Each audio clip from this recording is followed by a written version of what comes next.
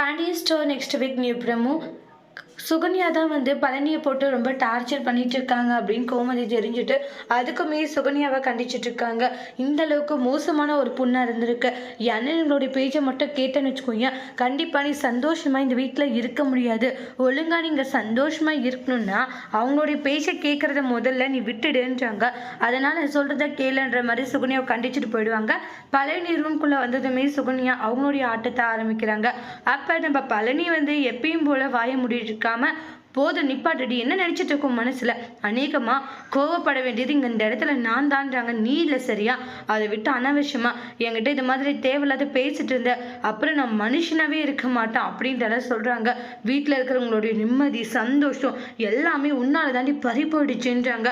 அப்படி நல்லவ மாதிரி நடிச்சிட்டு இருக்க, உன்னை ஏதாச்சும் சொல்லிடுவோம் அப்படின்னு சொல்லி பயங்கரமா சண்டை போட்டுட்டு இருக்காங்க.